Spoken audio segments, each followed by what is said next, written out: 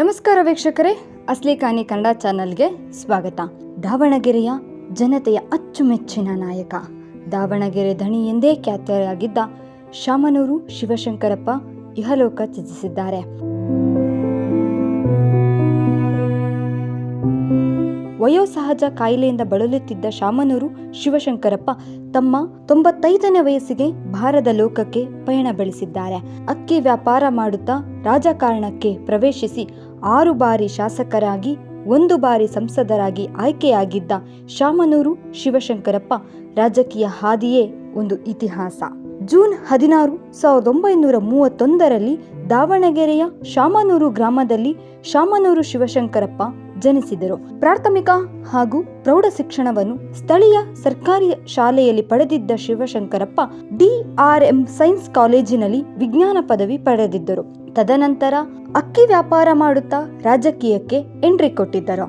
ಶಾಮನೂರು ಶಿವಶಂಕರಪ್ಪ ಅವರು 1969ರಲ್ಲಿ ದಾವಣಗೆರೆಯ ಪುರಸಭೆ ಸದಸ್ಯರಾಗಿ ತಮ್ಮ ರಾಜಕೀಯ ಜೀವನವನ್ನು ಪ್ರಾರಂಭಿಸಿದ್ದರು. 1971ರಲ್ಲಿ ಪುರಸಭೆ ಅಧ್ಯಕ್ಷರಾಗಿ ಆಯ್ಕೆಯಾದರು. ದಶಕಗಳ ಕಾಲ ರಾಜ್ಯ ಕಾಂಗ್ರೆಸ್ ಸಮಿತಿಯ ಖಜಾಂಚಿಯಾಗಿ ಸೇವೆ ಸಲ್ಲಿಸಿದ್ದ ಶಿವಶಂಕರಪ್ಪನವರು ಅಖಿಲ ಭಾರತ ವೀರಶೈವ ಮಹಾಸಭೆಯ ಅಧ್ಯಕ್ಷರಾಗಿಯೂ ಕಾರ್ಯನಿರ್ವಹಿಸಿದ್ದಾರೆ.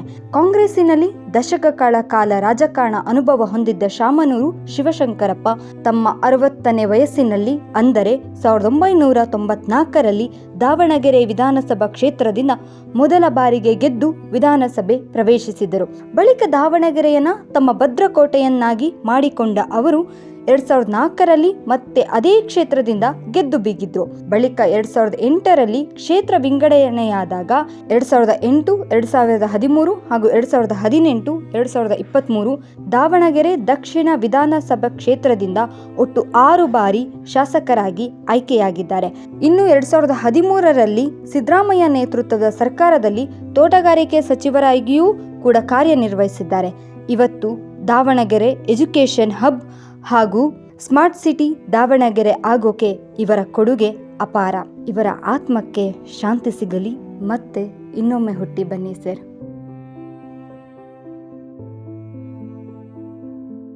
ಮತ್ತೆ ಇನ್ನೊಂದು ವಿಡಿಯೋದೊಂದಿಗೆ ಸಿಗ್ತೀವಿ. ಅಲ್ಲಿವರೆಗೂ ಖುಷಿಯಾಗಿರಿ, ಎಚ್ಚರವಾಗಿರಿ, ಜಾಗೃತರಾಗಿರಿ ಹಾಗೂ ಮುಖ್ಯವಾಗಿ ಅಸ್ಲಿಯಾಗಿರಿ. ಧನ್ಯವಾದಗಳು.